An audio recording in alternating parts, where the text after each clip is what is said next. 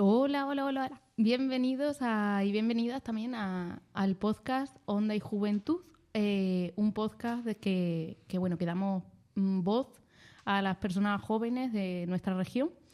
Y hoy no estoy sola, me acompaña mi compañero, amigo, tesorero y área responsable de Deporte y Salud del Consejo de Juventud de Extremadura, Martín. Hola, Martín. Muy buenas, Lidia. Vamos al lío. Vamos con el programa de hoy, capítulo 4, y que salgan cositas muy interesantes que sirvan para aprender, para reflexionar sobre qué tema. Pues yo creo que el tema enfocado un poco también a tu área responsable, que es deporte por una parte, pero también salud. Yo creo que el tema ya se sabe un poco de lo que vamos a hablar, ¿no? Y que es algo que es necesario que hablemos, porque las personas jóvenes y los adolescentes de nuestra región y de la parte de ya no solamente de la región, sino del país y a nivel global, es verdad que estamos preocupados por la situación que vivimos, ¿no? Y entonces, pues tenemos con nosotros en este caso a Luis. Hola, Luis. Buenos días, Lidia, encantado. Nosotras agradecerte lógicamente el que estés aquí con Martín y conmigo y con las personas que nos escuchen y nos vean. Este podcast, pues al final está realizado por el Consejo de Juventud de Extremadura. Yo aquí hago como el spam, la publicidad. Y nada, pues vamos a ello, ¿no? Porque creo que es fundamental que también, aparte de que hemos finalizado ya nuestro proyecto de salud mental en las aulas, yo creo que es importante pues conocer un poco las realidades, las conclusiones y cómo vive la juventud, la comunidad joven de nuestra región esta situación, ¿no? Estas necesidades que tenemos. Pero quería entrar un poquillo también más a nivel personal, ¿no? Porque al final tú eres persona joven, psicólogo, con todo lo que al final eso también tiene su miga. Y te queríamos preguntar, la primera pregunta es cómo fue eso de entrar en el mundo y en el ámbito de la psicología. ¿Cómo decidiste estudiar este tema? Pues mira, casualidad. Digo casualidad porque tenemos la idea de que la gente con 18 años sabe qué quiere hacer en la vida y esto es falso. Entonces, yo cuando terminé selectividad no sabía qué quería hacer con mi vida y pasé un periodo de reflexión, de averiguar hacia dónde quería tirar. Y fue fruto de pensar sobre con qué quería trabajar o de qué manera quería trabajar y una serie de casualidades que se dieron que acabé en la carrera de psicología y para mi grata sorpresa descubrir que me encantó. Porque tú estudiaste psicología ¿en qué? Yo estudié en la Universidad de Salamanca, la Universidad Pública de Salamanca. En ese momento no había en Extremadura. No, de hecho, la de Extremadura no la llegan a poner hasta por lo menos mi último año de carrera aproximadamente. ¿Y a ti te hubiese gustado más o menos? Bueno, yo estoy aquí acaparando los espacios, pero ¿a ti te hubiese gustado a lo mejor estudiarla en tu región, en Extremadura? A mí me hubiera gustado, claro, y a mis padres más, porque, porque era lo que me estaban pagando la estancia afuera, ¿no? Pero sí, claro, hubiera sido muchísimo más fácil. Al final, el sitio donde vives, donde tienes ya tu gente. Pero bueno, fue una experiencia y ahora mismo obviamente no la cambiaría. Y en relación también con el proyecto que hemos estado hablando, ¿no? Que lo proyectamos y lo presentamos aquí en la sede del Consejo, que es el de salud mental en las aulas. ¿Nos podrías decir más o menos un poco, ya habiendo finalizado, cuáles han sido tus sensaciones, tu experiencia y las conclusiones que has visto con respecto a la juventud? ¿Qué es lo que a ti te han transmitido con ese proyecto?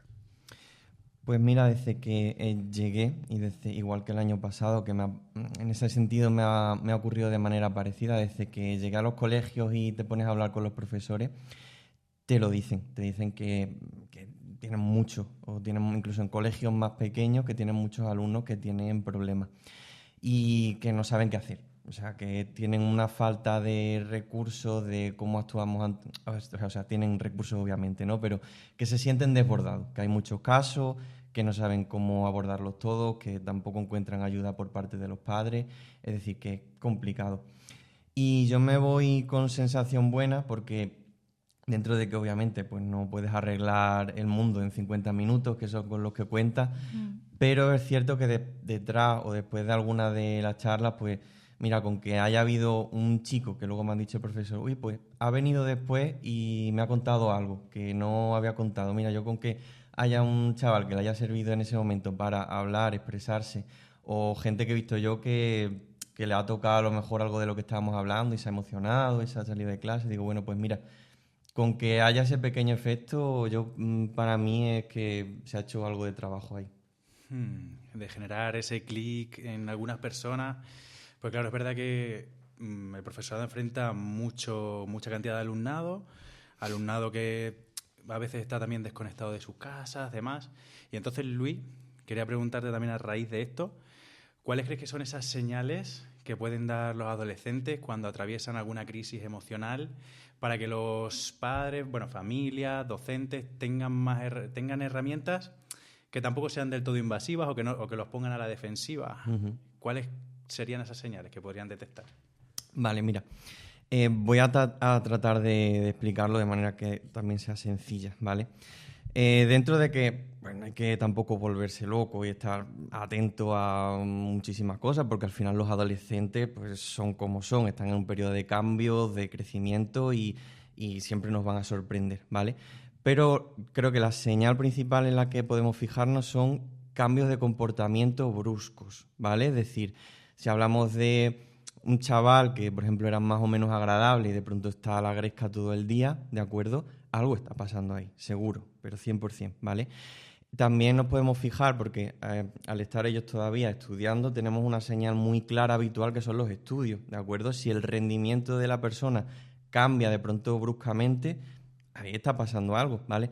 Y es verdad que a veces ocurre, ¿no?, que parece que los padres dicen, es que no sé de pronto qué le está pasando, es como, hay cosas, ¿vale? Hay cosas, si tienes al chaval y de pronto empieza a salir mucho que antes no salía, no te da explicaciones que antes te las daba o es muy esquivo, a lo mejor están pasando cosas, es decir, cambios de comportamiento de la línea habitual nos puede hacer que podamos hacer preguntas. A mí me recuerda mucho cuando padres me preguntan que su hijo se apunta al gimnasio, que está inseguro, no sabe si le va a venir bien porque está haciendo otro deporte y a lo mejor combina fútbol con gimnasio así. Es un poco la línea por la que lo llevo yo también, de decir, pues no te preocupes si su humor es bueno, si el chico está de buen humor y si su rendimiento cognitivo no está bajando, sacando peores notas, no hay de qué preocuparse, ¿no? Ahora, en el momento en que eso ya se empiece a ser más de lo que puede tolerar y demás, ya se van a empezar a ver en esas dos líneas, se va a llamar la atención. Claro, si por ejemplo, pues yo qué sé, tu chico pues siempre ha sido muy rebelde, muy faltón, ¿de acuerdo? Ahí no te tienes que preocupar, que te ha salido así el muchacho, ¿de acuerdo? Es un adolescente rebelde y eso no pasa nada. Ahora, si por ejemplo tienes un chico que era más tranquilo y tal, y de pronto pues empieza a rendir mal en el colegio o es que está mucho tiempo en la habitación, por ejemplo, ahí, pues sí, ¿de acuerdo? Son cambios, ¿de acuerdo? Dentro de la línea de la persona. Sí, son pequeñas cositas, ¿no? Que a lo mejor es lo que te hace decir, de repente cambias de ser una persona tranquila, ahora, por ejemplo, el comportamiento que tiene, pues de una manera u otra es mucho más, no agresivo, pero sí que a lo mejor salta a la mínima. Pues ahí quizás a lo mejor te está dando una señal de también la propia gestión emocional, ¿no? Que eso luego lo veremos, que muchas veces no sabemos cómo identificar cómo nos sentimos. Es normal, o sea, yo siempre soy partidaria de que las personas somos humanos al final, no somos robots, entonces todos tenemos y todas tenemos nuestros más y nuestros menos, tenemos nuestra situación personal, de que a veces estamos atravesando una situación en la que pues, nos hace cambiar esos comportamientos, ¿no? O sea, ¿quién no realmente a lo mejor la ha pagado inconscientemente con una persona que, yo qué sé, con tu pareja, con tus amigos, amigas, con tu familia, el comportamiento que has tenido? Pues, pero es verdad que como no sabemos creo que desde mi punto de vista no tenemos herramientas. Es verdad que ahora estamos más concienciadas con esta situación, porque, bueno, a raíz también de la pandemia, como que se ha hablado mucho más del tema de la salud mental, el bienestar emocional, pero es verdad que hay que ir más allá, ¿no? Y que gracias a lo mejor a proyectos como estos, a que Luis en este caso, por ejemplo,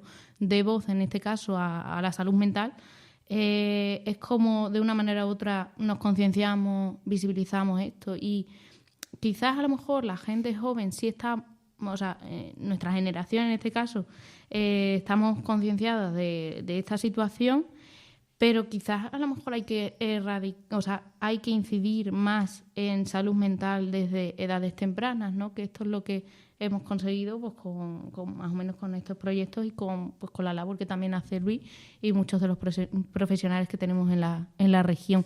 Es verdad que, y ya hablando un poco, porque también al final el podcast, la idea, aparte de dar voz a las personas jóvenes en diferentes labores o actividades profesionales que hacen, también este podcast sirve para manifestar y reivindicar las necesidades y preocupaciones que tenemos, ¿no? Y en este caso, pues existe también una precariedad laboral en los profesionales de la psicología.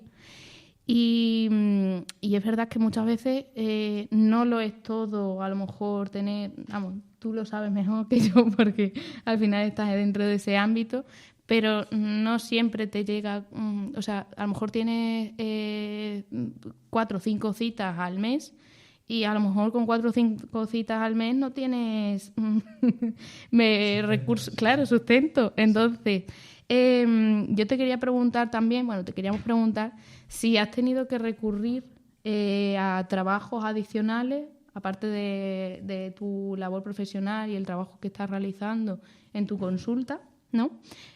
Fuera de la psicología, para complementar o para completar esos ingresos. Sí, yo sobre todo al principio, yo estaba trabajando en otro trabajo mientras estaba comenzando con la consulta, que bueno, también es algo normal cuando uno está empezando un negocio, ¿no?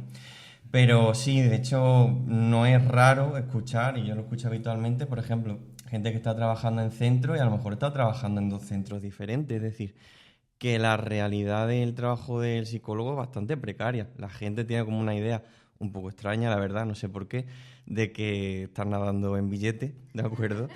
Pero la realidad es bastante precaria, es decir... Hay gente que a lo mejor dice, los psicólogos y las psicólogas están ahora con la situación que hay a nivel Sí. estamos todos de capa caída. No, sabes que nos sigue pasando una cosa que ocurre con todas las ramas sanitarias, ¿vale? Que en general la sociedad tiene la concepción de que cuando tú haces un trabajo humanitario, ¿vale? Entonces lo tienes que hacer por vocación. Es decir, que si no te pagan, pues perfecto, porque eso te tiene que salir como de dentro, ¿vale? Es decir, es como el tipo de exigencia que no se hace en absolutamente ningún trabajo, salvo el trabajo en el que cuidas a las personas, ¿vale? Porque parece que eso es como algo que te viene de dentro, entonces pues ya está. Si estás en condiciones no me sale la palabra, pero deplorables, ¿de acuerdo? Pues no pasa nada, porque eres sanitario y ya está, y es como tienes que vivir, ¿no? Claro, sí, quizá también tenemos un poco, obviamente, muy integrado el derecho a la sanidad. Y en este caso, la profesión de psicólogo sanitario, por la sanidad pública, está también muy machacada. O sea, por lo que sé, no tengo datos en la mano, pero bueno, atienden a muchos pacientes, los ven cada mucho tiempo, 8 o al año. A lo que sea. Y ves a un paciente una vez al año. Que al final eso para una terapia, un seguimiento, complica mucho las cosas también, ¿no? No es que lo complique, es que lo hace imposible. O sea, la persona mejora, pero no mejora porque haya hecho un tratamiento, mejora porque ha pasado el tiempo, porque ha cambiado la vida, porque las circunstancias que tenía son distintas. Pero no ha mejorado porque haya ido al psicólogo, ha mejorado simplemente por factores que la persona que está haciendo el tratamiento no puede controlar, ¿vale? Eso es como la frase de el tiempo lo cura todo, pues literal. Pero no lo es. Claro, y al final aquí, estudiando diferentes maneras de trabajar como profesional de la psicología, tenemos o esa manera más pública de trabajar o una privada, que es establecerte, como es tu caso ahora, ¿no? Pasar consulta, con todas las incertidumbres, inseguridades que eso puede conllevar.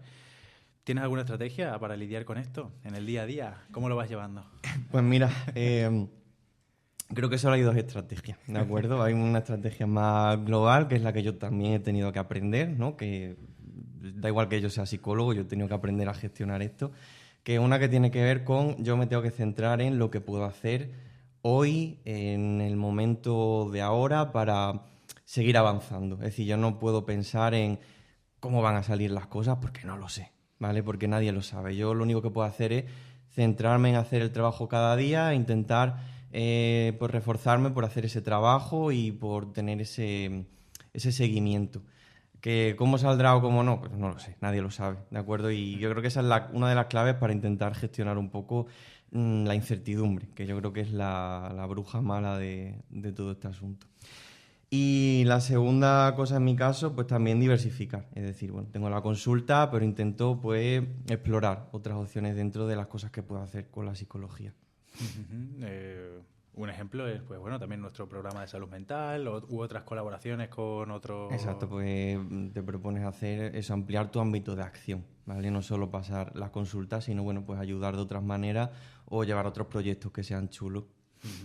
A ver, yo creo que esto es súper interesante también para...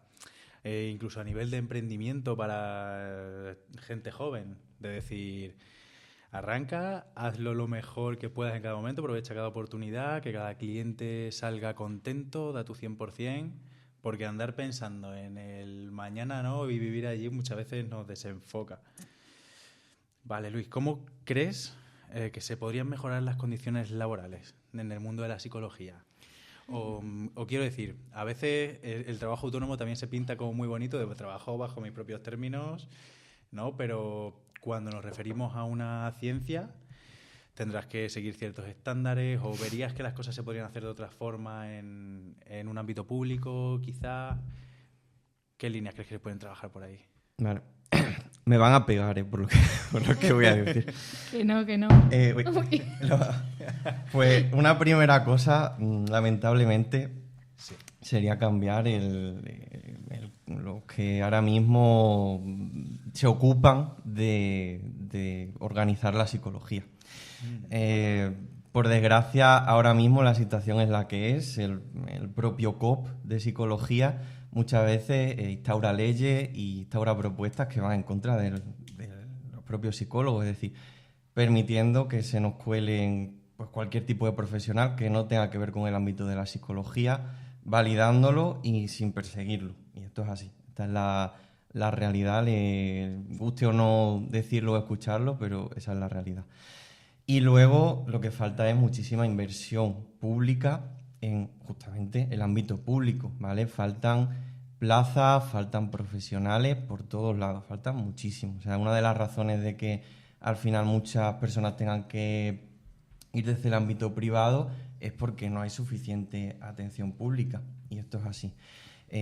Si nos comparamos, que está feo compararse, pero si comparamos, por ejemplo, España con otros países del ámbito europeo o incluso fuera del ámbito europeo, la falta de plazas es, indignante. Y la falta de recursos en ese sentido. El COP es el Colegio Oficial, El Colegio Oficial de Psicólogos. Psicólogos. Y las profesiones no las tiene bien reguladas. O sea, si no eres graduado en psicología, puedes entrar de alguna manera a ejercer. Mira, la profesión ahora mismo está regulada de una manera extraña, que es la siguiente. Si tú eres psicólogo, ¿vale? Tienes que seguir un montón de regulaciones muy estrictas, es decir, o bien hacer oposición o bien a través del máster habilitante, es decir, hay como un recorrido muy, muy perfilado. Pero si no perteneces al ámbito de la psicología, hay un vacío legal tremendamente enorme en el que tú te puedes colar fácilmente, es decir, sin ningún tipo de titulación, más allá de, por ejemplo, yo qué sé, pongo el ejemplo más claro, un título de coaching, ¿de acuerdo? Siempre que tú técnicamente no estés haciendo una intervención clínica, ¿vale? Tú estás motivando a la gente, por ejemplo, tú puedes hacer lo que te dé la gana, literalmente. Pues me parece muy fuerte, o sea, en la situación que vivimos, pues la población, es que ya no solamente ni siquiera las personas jóvenes, que vale, que estamos más en esta situación por por todo lo que está pasando, ¿no? Pues, el acceso a la vivienda, que también de una manera u otra nos afecta a nuestro bienestar mental, la presión por llegar, por ser mejores, esa competitividad que existe. Todas estas cuestiones al final lo que nos hace es sentirnos más pequeños, bajar nuestra autoestima y de una manera u otra pues afectar a eso, a nuestro bienestar mental. Entonces, ¿cómo? Yo lo que no me explico, yo que soy del ámbito de la investigación obviamente y que estoy lógicamente a favor de que haya muchísima más inversión, y aquí lo decimos quien nos escuche, pero que haya mucha más inversión en investigación y sobre todo también en el ámbito de la psicología, ¿no? O sea, si estamos construyendo una sociedad en la que al final, yo ayer lo leía en un periódico que decía que en 2030, o sea, dentro de 5 años, van a haber unas caídas enormes de personas que estén, o sea, que su salud mental esté por los suelos. Y es que también te pones a pensarlo y dices, es que es normal, si es que vivimos en una sociedad tan estrictamente, vamos corriendo a todos lados, luego también los chavales de los centros escolares, ¿no? Que cuando hemos estado con el proyecto, es verdad que nos decían que esa presión académica, que si sacan una nota que no es la que ellos esperaban, madre mía, se sienten como súper inferiores. Entonces, o sea, es que debería de haber muchísima más inversión en psicología, porque es que eso sería inversión en calidad de vida. O sea, claro, y a veces seguimos sin entenderlo, ¿no? Y buscamos una motivación constante de algo que me lleve al siguiente paso, en vez de decir, pero ¿cómo estoy por dentro? O esto que estoy buscando, ¿cómo me sienta a mí? ¿Desde dónde lo estoy persiguiendo? Que tranquilo. claro, y es que veces... luego también es eso, o sea, también por otra parte, o sea, si queremos abordar esta situación, yo aquí hablando un poco en opinión personal, pero seguro que estáis de acuerdo conmigo, que al final esta situación se tiene que abordar desde lo colectivo y de una manera también muy estructural, ¿no? O sea, incidir en esos problemas que nos lleva a que nuestro bienestar mental esté cayendo. Por ejemplo, yo es lo que he dicho, ¿no? Que soy del ámbito de la investigación. Las personas que hacen doctorado, que siempre lo pongo ese ejemplo, y yo que he hecho la tesis doctoral, estamos agotados. O sea, un proyecto tan guay que es hacer tu proyecto de investigación, tu tesis doctoral, tesis de investigación, que empiezas con muchísima ilusión y que por circunstancias de presión académica, competitividad, tener que publicar y tener que ser mejor que el compañero de al lado, en vez de apoyarse, lo que hacemos es destruirnos. Y al final, y más luego otros problemas que son internos, que bueno, que podría hablar, pero no vamos a hablar de ese tema. Presión. Pero es esa presión constante. Entonces, pues he puesto este ejemplo, pero puedo poner millones más de ejemplos, ¿no? Sí. Y eso nos está afectando. Yo, o sea, también es verdad que otra pregunta sí que lanzo un poco en el aire. ¿Creéis que también, te lo comento a ti, obviamente, pues también desde el ámbito, a lo mejor también desde el deporte, o que lo ves, o mismamente en tu círculo social, también entorno social, y a Luis como profesional, ¿creéis que estamos concienciados y concienciadas y hablamos de cómo nos encontramos? O sea, yo, por ejemplo, con mis amigas y, bueno, con mis padres tengo muy buena relación, mi pareja también y demás, pero es verdad que nos cuesta mucho hablar de cómo nos encontramos. Mismamente, a lo mejor nos pregunta a alguien, ¿qué tal? Y decimos, bien, y a lo mejor estamos en la mierda, hablando mal. Pero siempre es esa respuesta. Entonces, ¿qué pensáis? Yo aquí la dejo. Claro, yo creo que al final, y voy antes que Luis, pero porque para que Luis también pueda hilar ahí algo, voy así. Creo que respondemos también mucho a cómo nos encontramos dependiendo de nuestro círculo, de la confianza con la persona y de cómo consideremos que debemos abrirnos respecto a ella, que nos abrimos distinto en un ámbito y en otro. Y aquí, en mi faceta como joven, tengo claro con qué amigos puedo abrirme de cierta manera, con qué amigos no.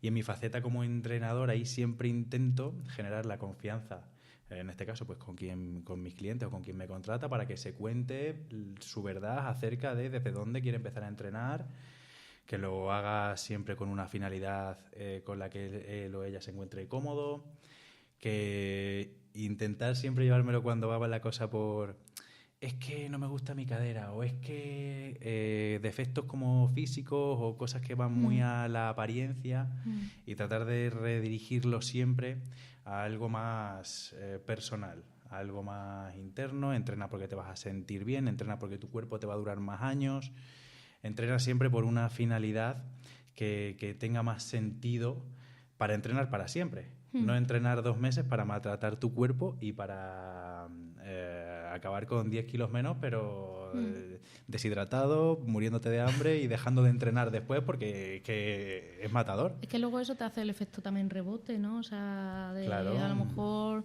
2 meses entrenas a full, comes mínimo, que eso, bueno, eso se podría, de una manera u otra, eso es un trastorno.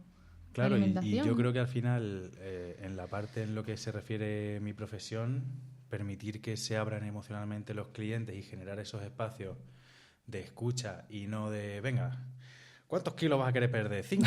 Pues venga, esto en 4 semanas lo tenemos. No, tranquilidad. Esos son los anuncios de... Vamos para adelante. 21 días, ¿quieres adelgazar 10 kilos? Claro. En 21 días te propongo este reto. Yo esa parte más psicológica siempre la intento tocar con mucha responsabilidad, porque es que de ello va a depender que la persona entrene para siempre o entrene con una finalidad totalmente ilusoria y que no es realista. ¿Tú qué piensas, Luis? Mira, yo creo que hablamos más que antes. O sea, creo que comparado a como podía ser antes, yo creo que hablamos, sobre todo los jóvenes, nos expresamos mucho más. De hecho, muchas veces ves a los chavales en redes sociales y están ahí contándote sus historias y su vida privada, que también quizás es incluso un ámbito de exceso en ese punto, ¿no? Creo que hay algo que ha hecho Martín que es muy interesante, ¿no? Que también uno se va volviendo inteligente en cuanto a con qué personas ve que es capaz de o puede abrirse, o con qué personas encuentra una sensación de escucha, que también es complicado. Entonces, bueno, yo creo que vamos mejorando en ese aspecto y creo que en ese aspecto soy positivo de que cada vez lo hacemos mejor, y también con las diversas pues, actuaciones que se han hecho a nivel público de quitar estigmas, yo creo que cada vez nos expresamos con mayor libertad. Sí, lo que pasa es que es eso, que yo creo que, o sea, nos expresamos con mayor libertad mismamente, por ejemplo, en Twitter, bueno, ahora X, que a lo mejor, yo qué sé, pues la gente ahí es como un diario personal.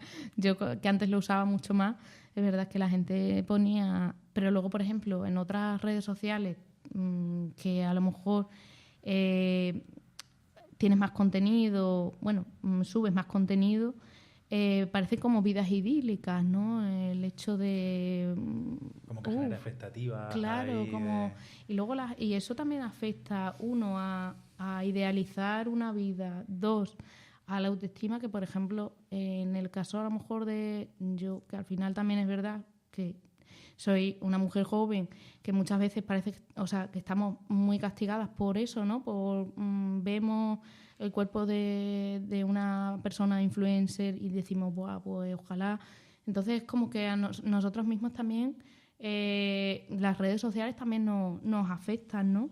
Y luego la validación social, el pertenecer a un grupo también, que eso sí parece que si no vas a este sitio ya eres como una persona rara, y que luego... Entonces, son esas pequeñas cositas que al final nos afectan.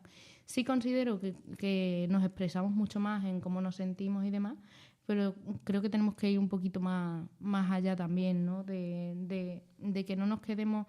También es verdad que conforme vamos siendo mayores, es lo que decíais, que vamos acotando más el círculo de confianza. No a todo el mundo le contamos las cosas porque, bueno, hay ciertas cosillas y demás, y porque tampoco es necesario que se lo cuentes, yo que sé, a la primera persona que aparece ahí en la esquina. Claro. Pero sí que es cierto que bueno, que yo creo que lo importante también está en, uno, gestionar, a lo mejor, al menos de mi punto de vista, gestionar cómo nos sentimos, hablarlo, Y también permitirnos el hablarlo y el cómo nos sentimos, ¿no? Si un día a lo mejor te encuentras mal, pues no pasa nada. O sea, pues ya está, es un día o el tiempo que haga falta. Pues estoy triste, claro, una época y ya está. Claro, al igual que estás contento, también es triste y es normal, no sé. Mismamente, si no, no sé si habéis visto Inside Out, pero mira, mismamente esa película que al final, pues una película de dibujos animados también te ayuda a gestionar y a identificar sobre todo las emociones, el cómo nos sentimos, y no está mal. O sea, permítete realmente sentirte triste, sentirte mal o sentirte desganado o desganada si a lo mejor, yo qué sé, tienes un día regulero, que no pasa nada, que es que habrá días en los que estés muy bien y otros días en los que, pues, a lo mejor pues, dices, mira, que es que no quiero saber de ti, punto. Yo quería sacarle aquí a Luis, a continuación, sobre el impacto de, bueno, sí, tanto de redes sociales como cositas que podemos ver en películas, en el cine, incluso aunque sean de niños, pero que expresan muy bien o expresan de cierta manera cómo nos podemos sentir en diferentes ocasiones y qué puede provocar esas emociones. ¿Qué impacto crees que tiene todo esto y sobre todo, cómo afecta a la autoestima y cómo ves que en general pues se tocan también ciertos conceptos? Porque no sé si en el ejemplo de Lidia en Inside Out las emociones están bien tratadas o, por ejemplo, conceptos que se expanden ahí como la pólvora en redes sociales, tipo responsabilidad afectiva. Y ahora eso, tal. O relaciones tóxicas, o red green flags. Todas estas cosas que se masifican, ¿las acabamos usando bien? ¿Cómo podemos usarlas mejor? Eso es importante, sí. Esto daría para programa entero, pero bueno. Para el quinto podcast. Para el quinto podcast. Pero hay una cosa que la gente tiene que entender de base, ¿de acuerdo? Que es cómo funcionan las redes sociales, ¿vale? Lo que hay que entender es que a la red social no le importa o no tiene ningún tipo de moralidad detrás, es decir, no tiene un diseño moral la red social. La red social tiene un diseño de atracción de atención. Entonces lo que hace la red social es priorizar y mostrar cualquier contenido, ¿de acuerdo?, que sea muy reproducible o sea muy visto o atraiga o provoque emociones muy intensas. Es decir, a veces cuando vemos vídeos que tú dices, ¿y por qué se están mandando estos mensajes a la gente? Muchas veces no es porque la gente crea en esos mensajes, sino porque esos mensajes a veces producen reacciones de odio. Pero una reacción ya es tiempo de atracción de la atención, con lo cual la red social siempre va a priorizar contenidos polémicos y contenidos que llamen la atención. De hecho, voy a poner un ejemplo, mira, ya que estamos, y así ponemos ejemplos reales. El otro día decidí por fin abrirme TikTok. Y lo primero que me sorprendí, nada más abrir TikTok, es que el algoritmo de TikTok, sin filtrar de ningún tipo, me mostraba contenido de terraplanismo, ultraderecha y teorías conspiranoicas, ¿vale? Eso a batiburrillo. ¿Por qué? Porque el algoritmo entiende que eso es algo que capta la atención de la gente y le da igual por qué lo capte, tanto porque le esté convenciendo como porque esté provocando emociones fuertes. Entonces, hay que partir de la base de que las redes nos muestran una realidad que a lo único que va basado es en que la persona esté más tiempo, es decir, en esto que llamamos este refuerzo intermitente de continuamente estar captando nuestra atención.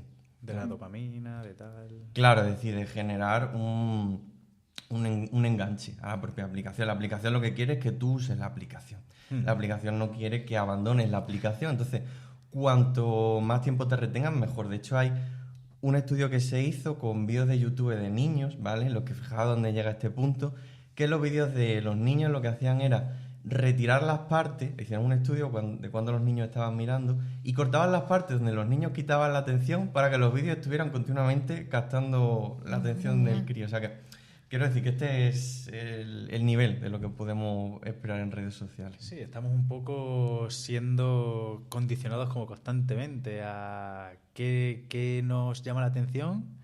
Y claro, y esto cobrará especial relevancia quizás en edades más vulnerables. O sea, cuando haya un niño con 11 años que está expuesto continuamente a una tablet.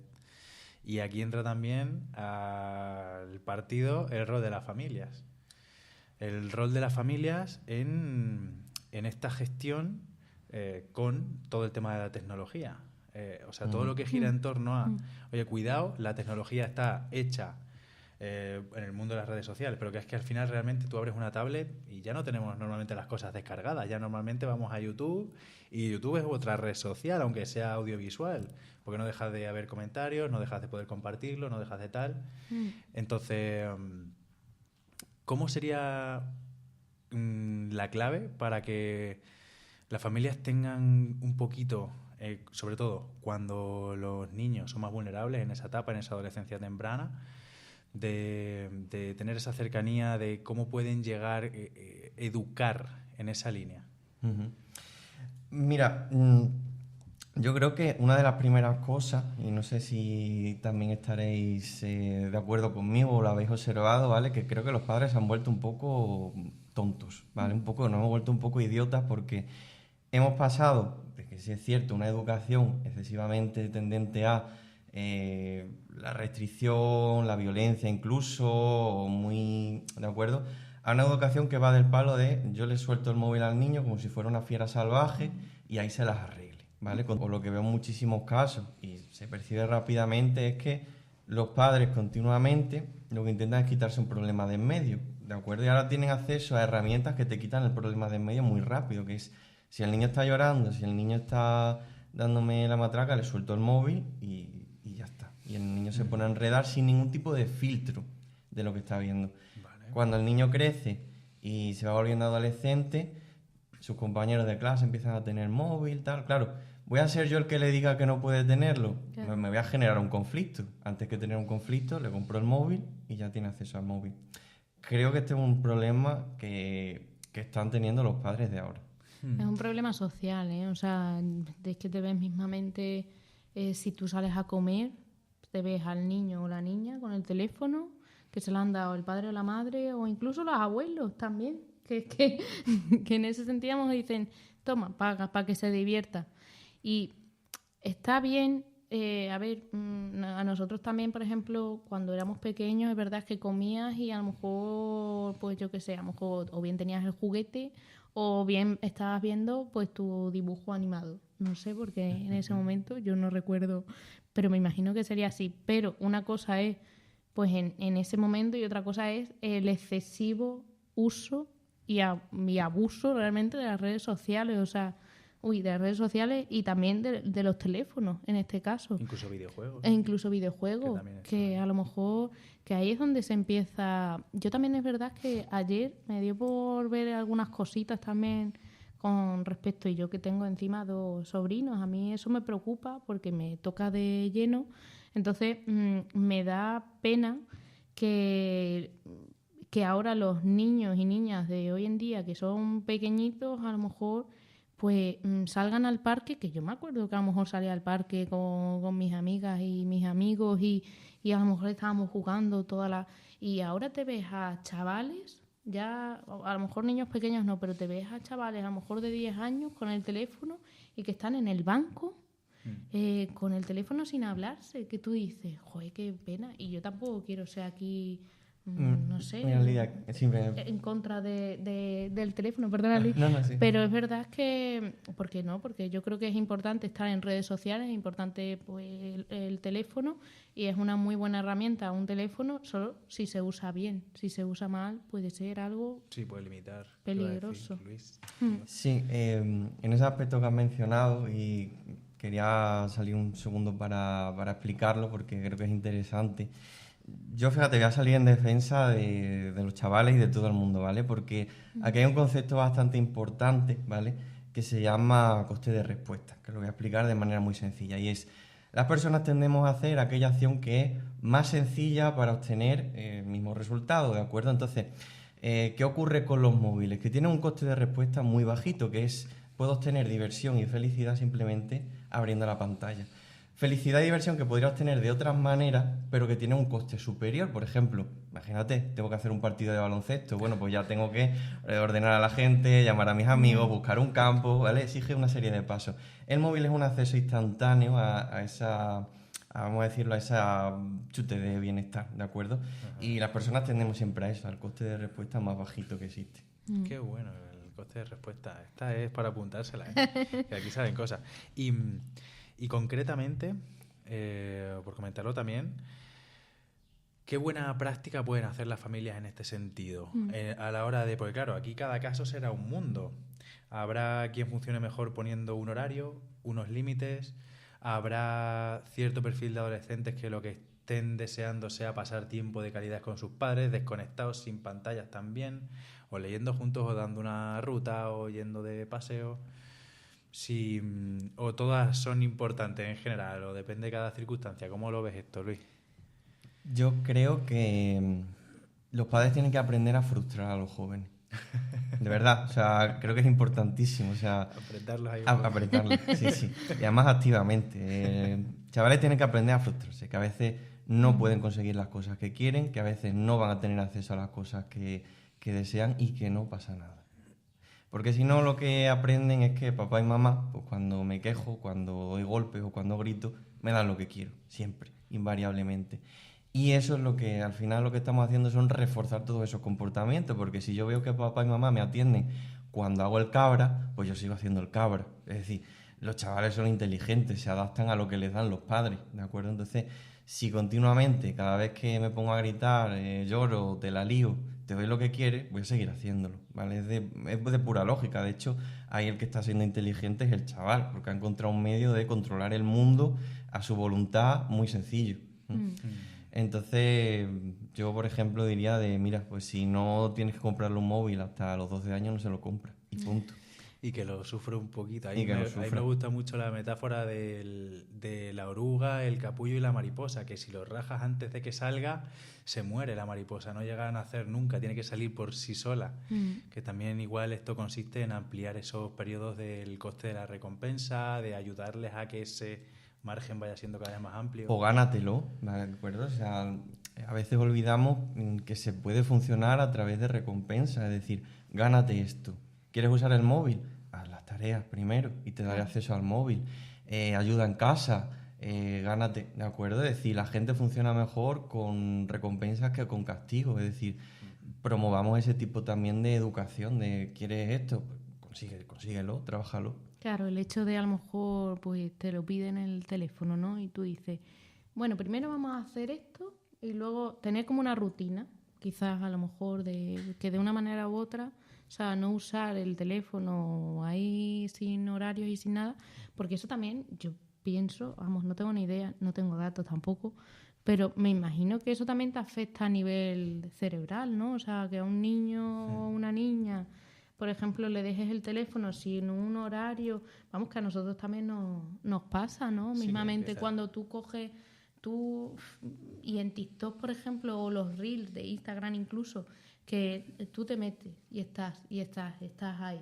Y cuando te das cuenta dices, madre mía, si ha pasado una hora y he estado viendo vídeos chorrísimas en automático. o no tan chorras, pero en automático, o sea, con piloto automático.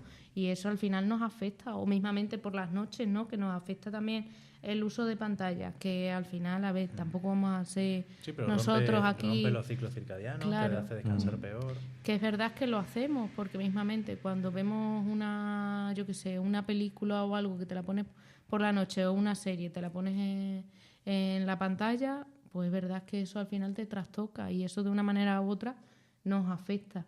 O sea, yo también, por cerrar un poco así el tema, es verdad que, o sea, la culpa obviamente es de los padres y de las madres. O sea, porque los niños al final no tienen culpa, pero es de los padres y las madres por no, que tampoco quiero ser una hater del tema, pero tienen que tener horarios, ¿no? Tienen que tener una serie de pues mira, lo que tú decías, Luis, ¿no? O sea, una recompensa. Haz esto y te doy esto.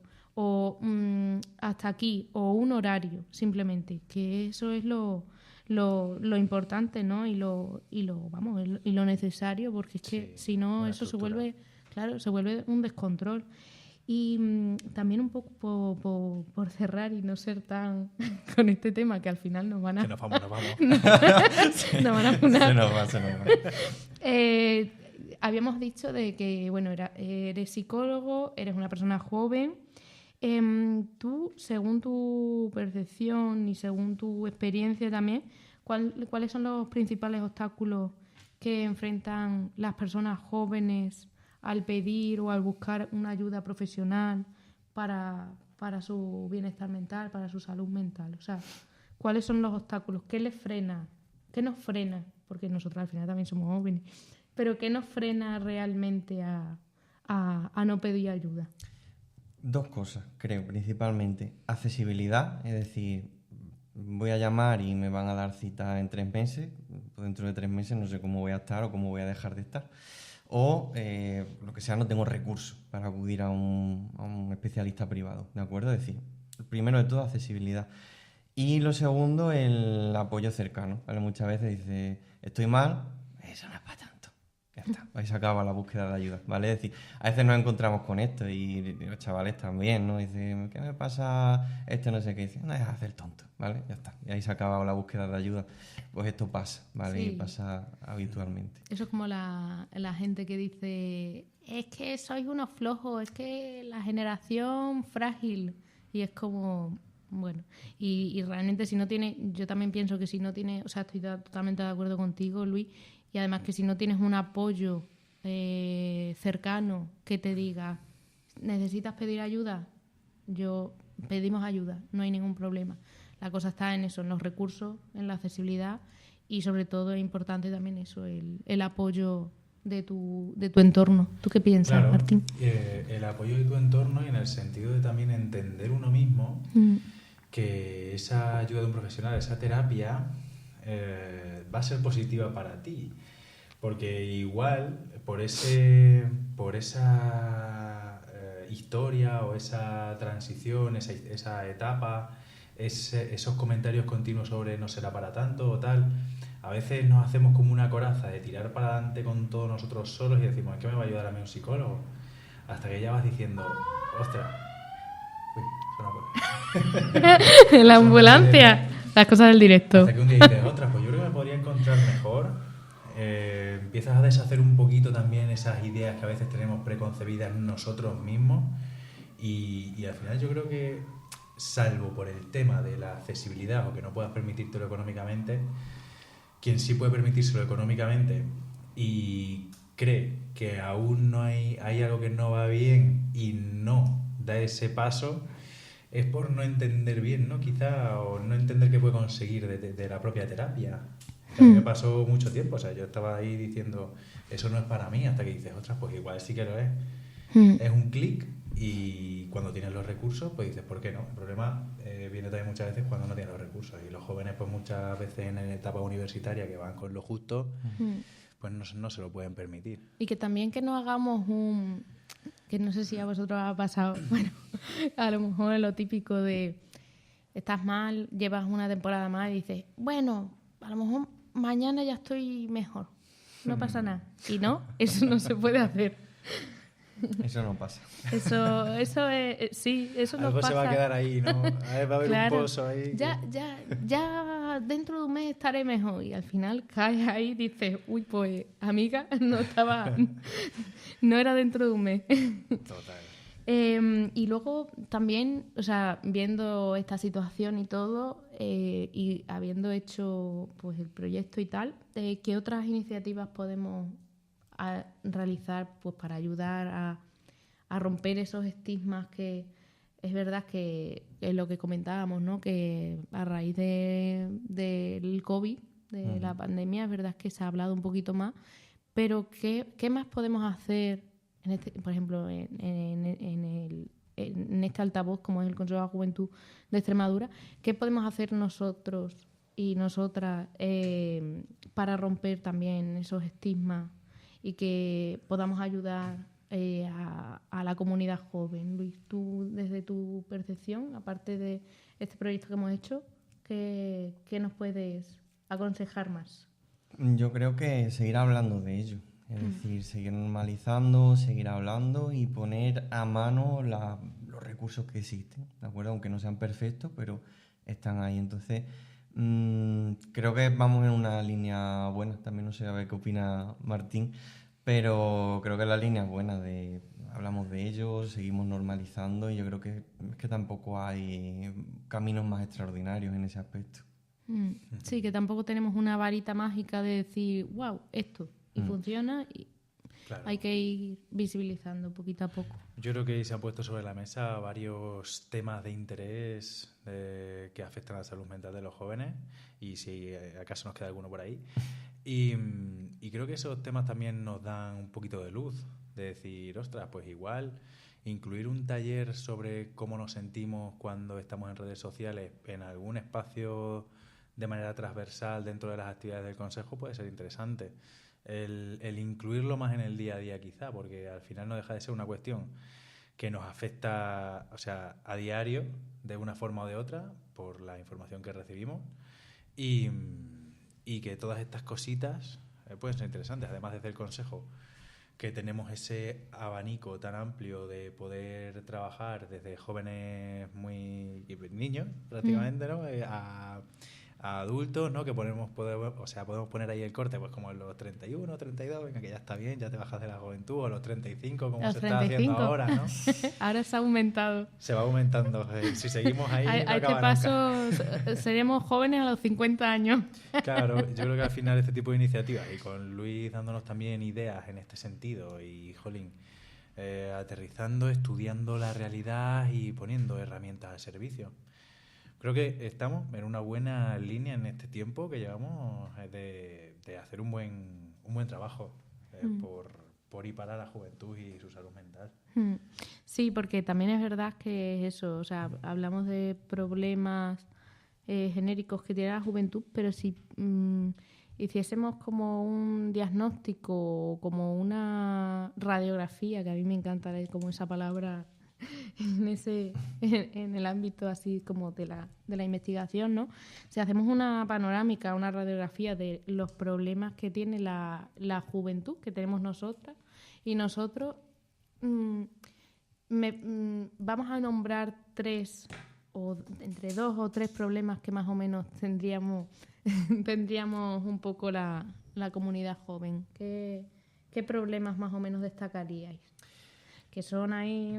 No. He acortado mucho, pero... No, pero yo tengo uno muy claro, y además quería ponerlo con un ejemplo así muy visual, que no es mío, por desgracia no recuerdo dónde lo leí o a quién se lo escuché, pero me parecía maravilloso, y es el siguiente. Aunque parece que las generaciones anteriores nos machacamos mucho con esto de que antes se sufría y todo esto, hay una realidad, y es que la vida se ha vuelto muchísimo más compleja de lo que era antes. Y recuerdo que este ejemplo era el siguiente. Dice, nuestros padres tenían un manual de instrucciones de 15 páginas. Entonces, si tú hacías A, B y C, tú sabías cómo te iba a ir en la vida. Es decir, a menos que lo hicieras muy mal o fueras un farragua, hicieras tonterías con el dinero y con los accesos que tenías, la vida estaba muy clara. Si tú estudiabas, accedías a X. Si tú hacías para funcionario, te estabilizabas. Es decir, estaba todo muy claro. Y el mundo de hoy es un libro de estos que han cogido, han mezclado páginas, un tocho así de 400 páginas de temas mezclados, en los que ha habido un adolescente que se ha dedicado a arrancar y mezclar páginas. Es decir, tú ahora haces cosas y no tienes muy claro por dónde van a salir.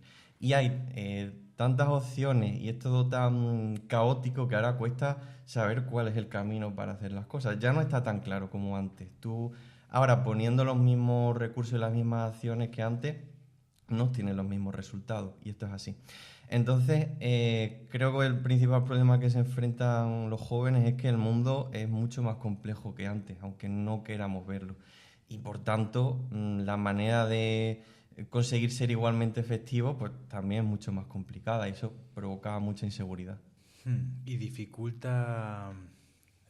todo este vivir de cara a la galería, como que dificulta un poquito el poder usar ese manual desde unas bases sólidas de conocer quién soy.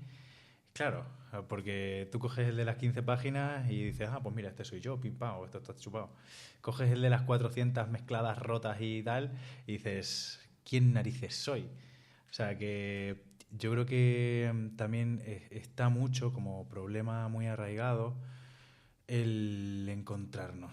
O sea, de alguna manera decir, vale, yo soy también sin limitarnos, ¿no? Y sabiendo que estamos en continuo desarrollo, pero decir, oye, yo disfruto de estas cosas y no de estas. Yo disfruto de estas cuantas y no de estas otras. Entonces, yo creo que ahí hay un trabajazo de coger ese manual de 400 páginas y arrancar 375 y quedarte con las que te sirven. Y eso no es un trabajo que tuviesen que hacer los que ya lo recibieron acotado. Que estaba muy clarito, sí. Es como un Sí. mucho interno. Yo es que también, aquí anotando así un poco y pensando y escuchando, es verdad que yo considero que dos, que es que también es muy complicado, de los problemas fuertes que tenemos la juventud, es uno, pues eso, lo que estábamos hablando de la vida acelerada, de que vamos todos ahí como, venga, tenemos que hacer esto, tenemos que hacer... Vivimos en un piloto automático que es, o sea... Hay que arrancar páginas. Hay que arrancar página, venga, esto.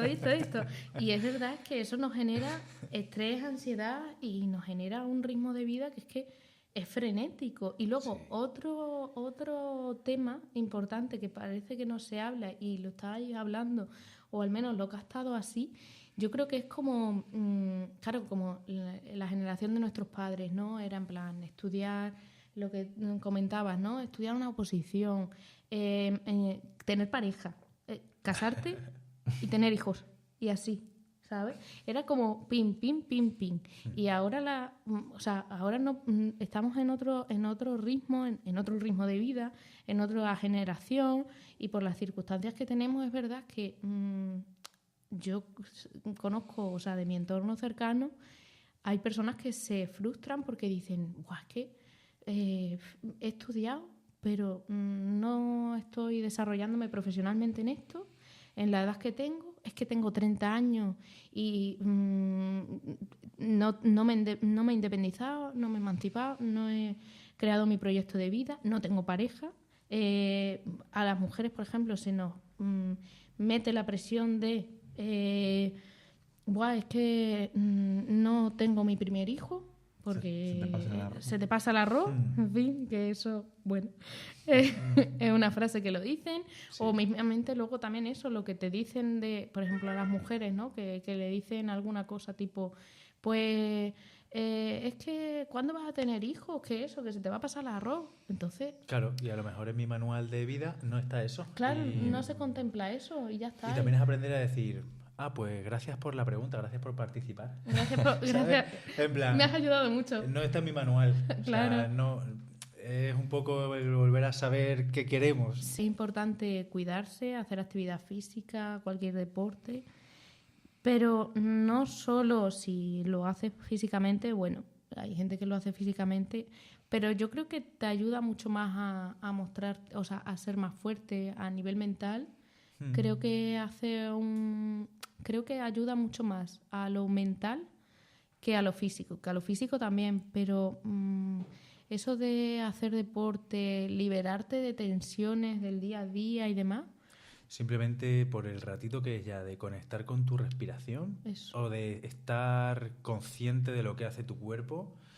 Porque muchas veces en el día a día, cuando vamos totalmente absorbidos por la ansiedad o el estrés, el ir de un sitio a otro en automático, no somos conscientes de cómo respiramos, si estamos respirando más por la nariz, más por la boca, vamos pausados o vamos todo el rato, vamos conduciendo ti.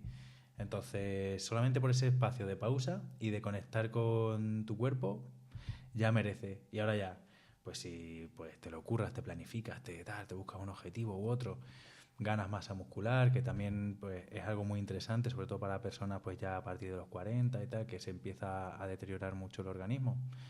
Pues eso ya irle sacando beneficios, pero solamente el hecho de ya exponerte a hacer un poquito de ejercicio, ya vamos. Eso. Yo me he apuntado a Pilates. Muy bien. Llevo tiempo haciéndolo, pero ahora me he apuntado al Pilates de máquina. Hoy es mi primera clase por la tarde. Veremos Está a ver. Divertido, ya Está divertido. Es chulo. Veremos a ver, porque he visto vídeos que es un poco complicado, pero bueno, no creo, claro. Sí.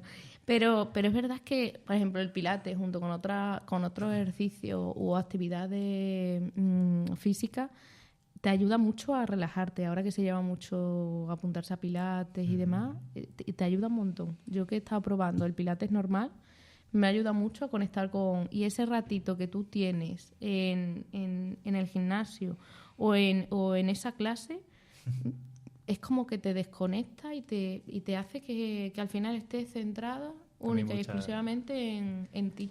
Muchas veces me dicen, pues no sabía que ni que tenía este músculo. Cuando salimos de una clase de pilates, cuando la doy, decir, ay, pues he tenido agujetas que no sabía ni que tenía. Sí. En zonas que no sabía ni que había un músculo ahí. En zonas un poco que dices, pero ¿y esto por qué? O sea, ¿por qué me duele aquí? Es verdad. Claro. Es verdad. Luis, ¿tienes algo que decir? Creo que es una herramienta fantástica y estamos hechos para movernos, ¿no? Y es decir, que es que es así, no estamos hechos para estar en un sofá todo el día, es decir, necesitamos movernos y hay gente que coge el coche para ir a la panadería que está abajo de su casa, que yo digo, te falta ya empotrarte en casa con el coche y vives dentro, ¿no? Aparcar en el salón. Aparcar en el salón, ¡bumba! Hay que andar y hay que moverse y Sí. es que al final estar bien físicamente es también estar bien mentalmente, porque está todo conectado en ese ámbito. Sí, eso es muy buena reflexión. Pues nada, pues yo creo que aquí nos despedimos. Muy bueno. Ha sido un ratito bastante bueno. Yo agradecerte, agradecer obviamente a Martín que me ha acompañado hoy, que espero que sea la primera de muchas. Sí, eso esperemos. Sí, seguro que sí, además que estamos ahí en piña, equipo. Y luego también a Luis principalmente por ayudarnos al proyecto, por colaborar con el proyecto principalmente, por estar aquí, que es importante, que se dé también visibilidad tanto a la labor profesional que realizas como incluso pues a hablar y a visibilizar los problemas que tiene la comunidad joven, ya no solamente de la región, sino a nivel global, ¿no? Que creo que al final estamos conectados y conectadas independientemente de donde vivamos, ¿no? O sea, tenemos una serie de necesidades, tenemos una serie de preocupaciones que hay que incidir ahí y hay que invertir en salud y sobre todo y principalmente en salud mental, ¿no? Porque si no te funciona esto realmente, no vas a funcionar o no vas a ser una persona funcionable a la hora de afrontar cualquier situación que te pueda llevar, ¿no? Y por ahí es como... Vale, está la ventana abierta, da igual. Así que nada, yo agradezco. Yo Es que la había encantadísimo abierto y yo. que esto es un rato muy disfrutable. Ha sido un rato muy guay. Esperemos que sirva, que se haya provecho, que se saquen cositas interesantes y a seguir Qué mal funcionando en cosa. esta línea por el consejo. Uy. Darle salud a Esto es como el salud mental, ASMR. todo lo que se Es verdad. te presente. Y nada, pues yo ya me despido realmente a todas las personas lógicamente que nos vean, que nos escuchen. Venga, empezamos. Nos pueden ver. ¿Estáis listos? Hemos abierto. Venga, vale. Así que... Hola. Qué bueno. Bienvenidos y bienvenidas también al podcast Onda y Juventud. Lo Un podcast que bueno, que damos Adiós. voz a las personas jóvenes.